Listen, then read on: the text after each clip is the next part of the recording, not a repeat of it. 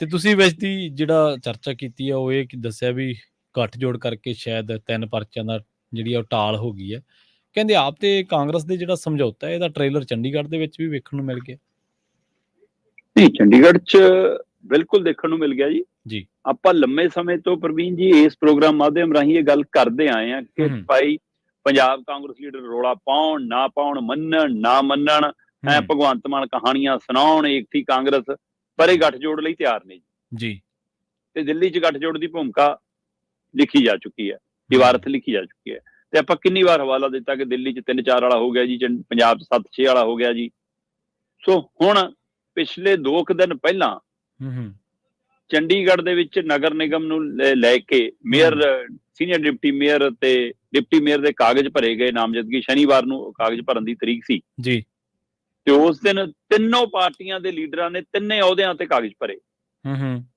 Mayor ਦੇ ਤੇ ਵੀ, senior deputy mayor ਤੇ ਡਿਪਟੀ ਮੇਅਰ ਤੇ ਵੀ। ਭਾਜਪਾ ਨੇ ਵੀ ਤਿੰਨੇ ਕੈਂਡੀਡੇਟ ਖੜੇ ਕੀਤੇ, ਆਪ ਨੇ ਵੀ ਤਿੰਨੇ ਖੜੇ ਕੀਤੇ ਤੇ ਕਾਂਗਰਸ ਨੇ ਵੀ ਤਿੰਨੇ ਖੜੇ ਕੀਤੇ।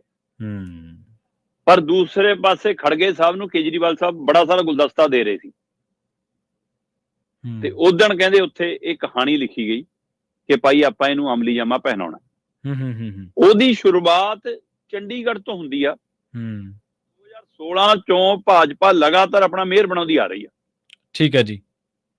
ਤੇ ਇਸ ਮੌਕੇ ਚੰਡੀਗੜ੍ਹ ਦੇ ਵਿੱਚ ਆਮ ਆਦਮੀ ਪਾਰਟੀ ਦੇ MC ਵੱਧ ਨੇ। ਮਤਲਬ ਜਦੋਂ ਜਿੱਤੇ ਸੀ ਤਾਂ ਭਾਜਪਾ ਨਾਲੋਂ ਵੀ ਵੱਧ ਸੀ, 14 ਸੀ। ਜੀ ਜੀ। ਇਹਨਾਂ ਕੋਲ 13 ਨੇ, ਭਾਜਪਾ ਕੋਲ 14 ਨੇ ਤੇ MP ਵੀ ਭਾਜਪਾ ਦੀ ਹੈ ਤੇ ਇਸ ਨਾਲ ਕੋਲ 15 ਵੋਟਾਂ ਨੇ। ਤੇ ਇੱਧਰ ਕਹਿੰਦੇ ਜੀ ਕਿ ਪਰ ਦੋਵਾਂ ਦੇ ਜਿਹੜੇ ਲੀਡਰ ਨੇ, ਕਾਂਗਰਸ ਦਾ ਜਿਹੜਾ ਲੀਡਰ ਆ ਉਹ ਵੀ ਕਾਂਗਰਸੀ ਹੋਈ ਆ ਉਹ ਤਾਂ, ਪਰ ਜਿਹੜੀ ਭਾਜਪਾ ਦੀ ਟੀਮ ਦਾ ਲੀਡਰ ਆ ਉਹ ਵੀ ਪੁਰਾਣਾ ਕਾਂਗਰਸੀ ਹੈ। ਠੀਕ ਹੈ। ਤੇ ਉਹਦੀ ਤੇ ਪਵਨ ਬਾਂਸਲ ਦੀ ਜਿੰਨੀ ਨੇੜਤਾ ਪਹਿਲਾਂ ਰਹੀ ਹੈ ਸਾਰਿਆਂ ਨੂੰ ਪਤਾ। ਕਹਿੰਦੇ ਕਿ ਉਹ ਪੁਰਾਣੇ ਰਿਸ਼ਤਿਆਂ ਨੇ ਕਿਹਾ ਕਿ ਭਾਈ ਆਪਾਂ ਆਪਣਾ ਮੇਅਰ ਤਾਂ ਬਣਾਈਏ, ਬਾਕੀ ਗੱਲਾਂ ਬਾਅਦ ਦੀਆਂ। ਅੱਛਾ। ਇਹਨਾਂ ਦੋਵਾਂ ਨੇ ਕਹਿੰਦੇ ਦਿੱਲੀ ਤੱਕ ਆਪਣੀ ਆਪਣੀ ਹਾਈ ਕਮਾਂਡ ਨੂੰ ਇਹ ਗੱਲ ਸਮਝਾਈ ਕਿ ਜੀ ਜੇ ਆਪਾਂ ਇਕੱਠੇ ਹੋ ਜਾਈਏ।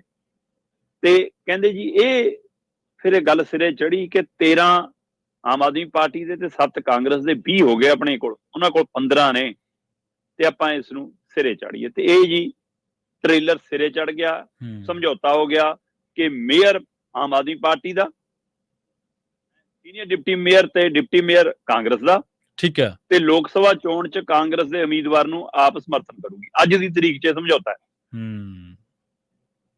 ਮੇਅਰ ਦਾ ਉਹਦਾ ਸਾਲ ਦਾ ਹੁੰਦਾ, ਹਰ ਸਾਲ ਬਾਅਦ ਚੋਣ ਹੋਣੀ ਹੁੰਦੀ ਹੈ। ਇੱਕ ਵਾਰ ਆਮ ਆਦਮੀ ਪਾਰਟੀ ਦਾ ਮੇਅਰ ਬਣ ਜਾਣਾ, 4 ਮਹੀਨੇ ਬਾਅਦ ਜੇ ਭਾਜਪਾ ਮੁੱਕਰ ਵੀ ਗਈ, ਆਮ ਆਦਮੀ ਪਾਰਟੀ ਮੁੱਕਰ ਵੀ ਗਈ ਕਿ ਅਸੀਂ ਨਹੀਂ ਕਾਂਗਰਸ ਨਾਲ ਸਮਝੌਤਾ ਕਰਨਾ, ਸਿਰਫ ਅੱਡੋ ਅੱਡ MP ਵੀ ਲੜਨ, ਕੋਈ ਪਤਾ ਨਹੀਂ। ਫਿਲਹਾਲ ਇਹ ਸਮਝੌਤਾ ਹੋ ਗਿਆ। ਜੀ ਜੀ। ਕੱਲ ਆਮ ਆਦਮੀ ਪਾਰਟੀ ਦੇ ਹੇਠਲੇ 2 ਅਹੁਦੇਦਾਰਾਂ ਨੇ ਨਾਮ ਵਾਪਸ ਲੈ ਲਏ ਤੇ ਕਾਂਗਰਸ ਦੇ ਮੇਅਰ ਵਾਲੇ ਉਮੀਦਵਾਰ ਨੇ ਨਾਮ ਵਾਪਸ ਲੈ ਲਏ। ਹੁਣ ਭਾਜਪਾ ਨਾਲ ਆਪ ਤੇ ਕਾਂਗਰਸ ਦੇ ਗੱਠਜੋੜ ਦਾ ਸਿੱਧਾ ਟਕਰਾਵ ਹੈ। ਇਸ ਲਈ ਇਹ ਫਿਰ ਪੰਜਾਬ ਵਾਲੇ ਸਮਝੌਤੇ ਦਾ ਟ੍ਰੇਲਰ ਮਿਲ ਗਿਆ ਕਿ ਲਓ ਵੀ ਜੇ ਇੱਥੇ ਕਾਮਯਾਬ ਆ ਫਿਰ ਇਹ ਕਹਿਣਗੇ ਜੀ ਪੰਜਾਬ 'ਚ ਕਿਉਂ ਨਹੀਂ। ਪਰ ਇਹ ਟ੍ਰੇਲਰ ਦਾ ਇੱਕ ਰੂਪ ਹੋਰ ਦੇਖਣ ਨੂੰ ਮਿਲਿਆ ਪ੍ਰਵੀਨ ਜੀ।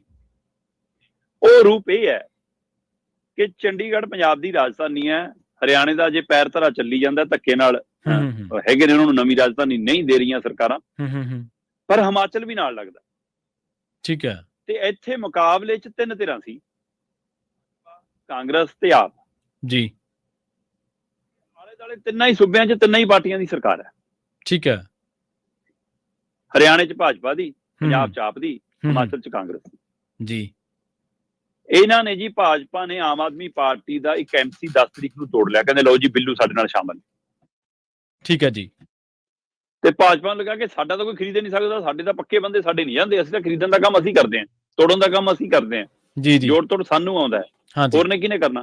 ਤੇ ਉਦੋਂ ਹੀ ਪਤਾ ਲੱਗਿਆ ਜਦੋਂ ਕਾਲੂ ਇਹਨਾਂ 'ਚ ਸ਼ਾਮਲ ਹੋ ਗਿਆ। ਕਹਿੰਦੇ ਜੀ ਬਿੱਲੂ ਆਪ ਦਾ ਭਾਜਪਾ ਚਲਾ ਗਿਆ ਤੇ ਭਾਜਪਾ ਦਾ ਕਾਲਾ ਕਹਿੰਦੇ ਜੀ ਇੱਧਰ ਆ ਗਿਆ। ਤੇ ਉਧਰ MC ਦਾ ਜਿਹੜਾ ਬੇਟਾ ਸੀ ਉਹ FIR ਲਿਖਾਉਣ ਚਲਾ ਗਿਆ ਜੀ, ਸਾਡਾ ਪਾਪਾ ਅਗਵਾ ਕਰ ਲਿਆ ਜੀ, ਕਹਿੰਦੇ ਆਮ ਵਾਲਿਆਂ ਨੇ। ਉਹ ਅੱਛਾ, ਉਧਰੋਂ ਦੋਸ਼ ਲਾ ਰਹੇ ਸੀ। ਸ਼ਾਮਲ ਹੋ ਕੇ ਕਹਿੰਦਾ ਜੀ ਮੈਂ ਤਾਂ ਸ਼ਾਮਲ ਹੈ ਜੀ, ਮੈਨੂੰ ਕਿਸੇ ਨੇ ਅਗਵਾ ਨਹੀਂ ਕੀਤਾ। ਸੋ ਇਹ ਸਾਰਾ ਕਿ ਇੱਕੋ ਦੂਏ ਦੀ ਖਰੀਦੋ ਫਰੋਖਤ ਦਾ ਡਰ ਤੋਂ ਚੱਲਦੇ ਆ ਭਾਜਪਾ ਦੇ MCਆਂ ਨੂੰ ਚੱਕ ਕੇ ਹਰਿਆਣੇ ਲੈ ਜਾਂਦਾ ਗਿਆ, ਪੰਚਕੂਲੇ ਜਾ ਕੇ ਲੁਕੋ ਲਿਓ, ਸਰਕਾਰ ਲੈ ਗਈ ਜੀ। ਕਾਂਗਰਸੀਆਂ ਨੂੰ ਹਿਮਾਚਲ ਵਾਲੇ ਸ਼ਿਮਲੇ ਲੈ ਕੇ ਚੜ ਗਏ ਤੇ ਜੀ। ਆਪ ਵਾਲਿਆਂ ਨੂੰ ਜੀ ਰੋਪੜ ਪਹੁੰਚਾ ਦਿੱਤਾ ਗਿਆ ਰਿਜ਼ੋਰਟ 'ਚ। ਹਾਰਸ ਟ੍ਰੇਡਿੰਗ ਵਾਲਾ ਕੰਮ ਹੁਣ ਹੋ ਗਿਆ। ਇਹਨਾਂ ਦੀ ਸੇਵਾ ਕਰਦਾ ਕੌਣ ਹੋਊਗਾ? ਸਰਕਾਰਾਂ ਕਰਦੀਆਂ ਹੋਣਗੀਆਂ। ਸੰਭਾਲ ਕੌਣ ਕਰ ਰਿਹਾ? ਸਰਕਾਰ। ਕੀ ਸਰਕਾਰੀ ਖਜ਼ਾਨੇ ਤੇ ਹੁਣ ਇਹ ਕੰਮ ਹੋਣਗੇ ਕਿ ਤੁਸੀਂ ਆਪਣੀ ਪਾਰਟੀ ਦੀਆਂ ਚੋਣਾਂ ਵੀ ਸਰਕਾਰੀ ਖਜ਼ਾਨੇ 'ਚੋਂ ਲੜੋਗੇ? ਉਹਨਾਂ ਦੇ ਸਾਰੇ ਲੜੋਗੇ। ਚਲੋ, ਮੈਨੂੰ ਨਹੀਂ ਮਤਲਬ ਹਿਮਾਚਲ ਕੀ ਕਰਦਾ, ਮੈਨੂੰ ਨਹੀਂ ਮਤਲਬ ਹਰਿਆਣਾ ਕੀ ਕਰਦਾ, ਮੈਨੂੰ ਸਵਾਲ ਪੰਜਾਬ ਤੋਂ ਹੈ। ਹਾਂਜੀ, ਮੈਂ ਪੁੱਛਣਾ ਚਾਹੁੰਦਾ ਮਾਨ ਸਾਹਿਬ ਨੂੰ ਕਿ ਮਾਨ ਸਾਹਿਬ, ਇਹ ਮੈਨੂੰ ਦੱਸੋ ਕਿ MC ਬਣੇ ਵੇ ਹੋਏ ਨੇ ਉਹ ਚੰਡੀਗੜ੍ਹ ਦੇ, ਤੇ ਤੁਹਾਡੀ ਪਾਰਟੀ ਦਾ ਵਿੰਗ ਹੈਗਾ ਚੰਡੀਗੜ੍ਹ 'ਚ। ਤੁਸੀਂ ਸੰਭਾਲਣ ਲਈ ਜੇ ਕਿਸੇ ਸਮੇਂ ਸ਼੍ਰੋਮਣੀ ਕਮੇਟੀ ਦੇ ਮੈਂਬਰਾਂ ਨੂੰ ਅਕਾਲੀ ਦਲ ਬਾਲਾਸਰ ਲੈ ਕੇ ਬੈਠ ਗਿਆ ਸੀ ਜਾ ਕੇ, ਤੇ ਤੁਸੀਂ ਕਹੋ ਉਵੇਂ ਅਸੀਂ ਬਿਠਾ ਲਏ, ਤੇ ਹੋ ਸਕਦਾ ਤੁਸੀਂ ਰਿਜ਼ੋਰਟ ਦੇ ਪੈਸੇ ਵੀ ਦਿਖਾਉਣ ਨਿੱਜੀ ਤੌਰ ਤੇ ਕਿਸੇ ਤੋਂ, ਕਿ ਸਰਕਾਰ ਨੇ ਨਹੀਂ ਦਿੱਤੇ, ਪਰ ਜਿਹੜੀਆਂ ਗੱਡੀਆਂ ਢੋ ਰਹੀਆਂ ਸੀ ਉਹਨਾਂ ਤੇ ਗਵਰਨਮੈਂਟ ਆਫ ਪੰਜਾਬ ਕਿਉਂ ਲਿਖਿਆ ਸੀ? ਕਿਉਂ ਲਿਖਿਆ ਸੀ? ਬਿਲਕੁਲ ਸਹੀ ਹੈ। ਉਹਨਾਂ ਦੇ ਅੱਗੇ ਪਿੱਛੇ ਜਿਹੜੀ ਸਿਕਿਉਰਟ ਵਾਲੀਆਂ ਗੱਡੀਆਂ ਲੱਗੀਆਂ ਸੀ, ਉਹਨਾਂ ਦੇ ਇੱਥੇ ਮੋਢਿਆਂ ਦੇ ਉੱਤੇ PP ਕਿਉਂ ਲਿਖਿਆ ਸੀ? ਇਹ ਜਵਾਬ ਦੇਣ। ਸ਼ਨੀਵਾਰ ਨੂੰ ਰੋਪੜ ਦੇ ਰਿਜ਼ੋਰਟ ਤੋਂ ਗੱਡੀਆਂ 'ਚ ਭਰ ਕੇ ਉਹਨਾਂ ਨੂੰ ਪੰਜਾਬ ਭਵਨ ਲਿਆਂਦਾ ਗਿਆ, ਆਮ ਆਦਮੀ ਪਾਰਟੀ ਦੇ MCਆਂ ਨੂੰ। ਠੀਕ ਹੈ ਜੀ। ਤੇ ਉਹਨਾਂ ਗੱਡੀਆਂ ਦੀ ਨੰਬਰ ਪਲੇਟ ਦੇ ਅੱਗੇ ਵੀ ਪਿੱਛੇ ਵੀ ਗਵਰਨਮੈਂਟ ਆਫ ਪੰਜਾਬ ਅੰਗਰੇਜ਼ੀ 'ਚ ਲਿਖਿਆ ਸੀ। ਠੀਕ ਹੈ ਜੀ। ਉਹਨਾਂ ਦੇ ਅੱਗੇ ਪਿੱਛੇ ਪੰਜਾਬ ਪੁਲਿਸ ਦੀਆਂ ਗੱਡੀਆਂ ਸੀ। ਉਹਨਾਂ 'ਚੋਂ 2-4 ਦਾ ਜਿਹਨਾਂ ਦਾ ਡਰ ਸੀ ਕਿ ਭੱਜ ਸਕਦੇ ਨੇ, ਰੁੱਸ ਸਕਦੇ ਨੇ, ਕ੍ਰਾਸ ਵੋਟਿੰਗ ਕਰ ਸਕਦੇ ਨੇ, ਉਹਨਾਂ ਨੂੰ ਮਨਾਇਆ ਵੀ ਗਿਆ, ਸਮਝਾਇਆ ਵੀ ਗਿਆ, ਧਮਕਾਇਆ ਵੀ ਗਿਆ। ਸਾਰੀ ਖੇਡ ਹੋਈ ਅੰਦਰ ਪੰਜਾਬ ਭਵਨ 'ਚ। ਉਹ ਤੋਂ ਬਾਅਦ ਨਾਮਜ਼ਦਗੀਆਂ ਭਰਨ ਦੇ ਲਈ ਫਿਰ ਉਹੀ ਗੱਡੀਆਂ ਲੈ ਕੇ ਉਹਨਾਂ ਨੂੰ ਨਗਰ ਨਿਗਮ ਪਹੁੰਚੀਆਂ। ਨਾਮਜ਼ਦਗੀਆਂ ਤੋਂ ਬਾਅਦ ਉਹੀ ਵਾਪਸ ਰੋਪੜ ਛੱਡ ਕੇ ਆਈਆਂ। ਸੋ ਪੰਜਾਬ ਦਾ ਖਜ਼ਾਨਾ ਹੁਣ ਤੁਸੀਂ ਇੱਥੋਂ ਹਿਸਾਬ ਲਾ ਲਓ ਕਿੱਥੇ ਕਿੱਥੇ ਲਟਾਇਆ ਜਾ ਰਿਹਾ। ਜਹਾਜ਼ ਦੇ ਝੂਟੇ ਵੀ ਪੰਜਾਬ ਦੇ ਖਜ਼ਾਨੇ 'ਚੋਂ, ਤੇ ਗੱਡੀਆਂ ਦੇ ਗੇੜੇ ਵੀ ਪੰਜਾਬ ਦੇ ਖਜ਼ਾਨੇ 'ਚੋਂ। ਹੁਣ ਚੰਡੀਗੜ੍ਹ ਦਾ ਨਗਰ ਨਿਗਮ ਦਾ ਮੇਅਰ ਬਣਾਉਣ ਦੇ ਲਈ ਵੀ ਪੰਜਾਬ ਸਰਕਾਰ ਨੇ ਆਪਣਾ ਖਜ਼ਾਨੇ ਦਾ ਮੂੰਹ ਖੋਲ ਦਿੱਤਾ, ਤੇ ਪੰਜਾਬ ਦੇ ਲਈ ਫਿਰ ਖਜ਼ਾਨਾ ਖਾਲੀ ਹੈ, ਤੇ ਆਪਣੇ ਪਾਰਟੀ ਦੀਆਂ ਚੋਣਾਂ ਦੇ ਲਈ ਖਜ਼ਾਨਾ ਭਰਿਆ। ਜੀ ਜੀ, ਬਿਲਕੁਲ। ਫੈਸਿਲਿਟੇਸ਼ਨ ਤਾਂ ਬਹੁਤ ਚਿਰ ਦੀ ਚੱਲਦੀ ਹੈ ਜੀ ਪੰਜਾਬ ਸਰਕਾਰ ਵੱਲੋਂ। ਦਿੱਲੀ ਦੀ ਜਿਹੜੀ ਵੀ ਸਿਆਸਤ ਬਾਬਤ ਕੋਈ ਵੀ ਘਟਨਾਕ੍ਰਮ, ਕੋਈ ਸਰਗਰਮੀ ਹੈ, ਉਹਦੇ ਲਈ ਫੈਸਿਲਿਟੇਟ ਤਾਂ ਪੰਜਾਬ ਸਰਕਾਰ ਲਗਾਤਾਰ ਕਰ ਹੀ ਰਹੀ ਹੈ। ਪਰ ਤੁਸੀਂ ਇਹ ਦੇਖੋ, ਹਾਰਸ ਟ੍ਰੇਡਿੰਗ ਦਾ ਵਾਲਾ ਜਿਹੜਾ ਮਸਲਾ ਉਹ ਕਿੰਨਾ ਹੁਣ ਪਕੀਦਾ ਹੋ ਗਿਆ, ਕਿੰਨਾ ਪੱਕਾ ਹੋ ਗਿਆ। ਲੋਕ ਵੀ ਦੇਖੋ, ਸਭ ਤੋਂ ਵੱਡਾ ਸਵਾਲ ਤਾਂ ਲੋਕਾਂ ਦਾ ਚਾਹੀਦਾ ਨਾ ਕਿ ਅਸੀਂ ਇਹਨਾਂ ਨੂੰ ਮੈਂਡੇਟ ਦਿੱਤਾ, ਤੁਸੀਂ ਕਿਉਂ ਇਹਨਾਂ ਨੂੰ ਐ, ਜਿਵੇਂ ਮੇਲੇ ਦੇ ਵਿੱਚ ਕੋਈ ਮੰਡੀ ਦੇ ਵਿੱਚ ਕੋਈ ਡੰਗਰਾਂ ਨੂੰ ਲਈ ਫਿਰਦਾ, ਤੁਸੀਂ ਕਿਉਂ ਏਦਾਂ ਲਈ ਫਿਰਦੇ ਇਹਨਾਂ ਨੂੰ? ਪਰ ਉਹ ਨਹੀਂ, ਸਵਾਲ ਇਹ ਹੈ ਕਿ ਜੇ ਪਾਰਟੀਆਂ ਨੂੰ ਆਪਣੇ ਚੁਣੇ ਨੁਮਾਇੰਦਿਆਂ ਤੇ ਭਰੋਸਾ ਨਹੀਂ, ਹਾਂਜੀ, ਫਿਰ ਉਹ ਨੁਮਾਇੰਦੇ, ਅੱਛਾ, ਦੂਸਰੇ ਪਾਸੇ ਨੁਮਾਇੰਦੇ ਵਿਕਣ ਲੱਗੇ, ਦੇਰ ਨਹੀਂ ਲਾਉਂਦੇ। ਤੀਸਰੇ ਪਾਸੇ ਪਰ ਲੋਕਾਂ ਦਾ ਕੀ ਕਸੂਰ ਹੈ ਪ੍ਰਵੀਨ ਜੀ? ਜਿਹੜੇ ਬਿੱਲੂ ਨੂੰ ਲੋਕਾਂ ਨੇ ਮਤਲਬ ਵੋਟ ਪਾਈ ਆਮ ਆਦਮੀ ਪਾਰਟੀ ਦੇ ਉਮੀਦਵਾਰ ਵਜੋਂ, ਜਿਹੜੇ ਕਾਲੂ ਨੂੰ ਲੋਕਾਂ ਨੇ ਭਾਜਪਾ ਦੇ ਉਮੀਦਵਾਰ ਵਜੋਂ ਵੋਟ ਪਾਈ, ਹਾਂਜੀ, ਉਹ ਲੋਕਾਂ ਨਾਲ ਧੋਖਾ ਨਹੀਂ? ਸਾਲ 'ਚ ਜੇਕਰ ਕੋਈ ਵਿਅਕਤੀ ਪਾਰਟੀ ਬਦਲੇ, ਉਹਦੀ ਅਗਲੇ 5 ਸਾਲਾਂ ਦੀ ਪਾਰਟੀ ਮਤਲਬ ਕਿ ਚੋਣ ਲੜਨ ਤੇ ਰੋਕ ਲੱਗ ਜਾਣੀ ਚਾਹੀਦੀ ਹੈ। ਜੀ, ਬਿਲਕੁਲ ਬਿਲਕੁਲ। ਤੇ ਇਹ ਤੈਅ ਹੋਣਾ ਚਾਹੀਦਾ ਕਿ ਭਾਈ ਤੂੰ 5 ਸਾਲਾਂ 'ਚ ਪਾਰਟੀ ਨਹੀਂ ਬਦਲ ਸਕਦਾ। ਜੇ ਬਦਲਣਾ ਚੋਣਾਂ ਤੋਂ ਬਾਅਦ ਬਦਲੀ, ਤੇ ਉਹ ਤੋਂ ਬਾਅਦ ਫਿਰ ਤੂੰ 5 ਸਾਲ ਚੋਣ ਨਹੀਂ ਲੜ ਸਕਦਾ। ਇਸ ਲਈ ਲੋਕਾਂ ਦੇ ਲੋਕ ਫਤਵੇ ਨਾਲ ਵੀ ਧੋਖਾ ਵੱਡਾ ਹੁੰਦਾ ਜਾ ਰਿਹਾ ਇੱਥੇ। ਕਿਹੜਾ ਇਹਨਾਂ ਪਰ ਤਾਂ ਚਲੋ MCਆਂ ਤੇ ਦਲ ਬਦਲੂ ਕਾਨੂੰਨ ਲਾਗੂ ਹੀ ਨਹੀਂ ਹੁੰਦਾ। ਜਿੱਥੇ ਲਾਗੂ ਹੁੰਦਾ ਉੱਥੇ ਵੀ ਕੀ ਹੋ ਰਿਹਾ?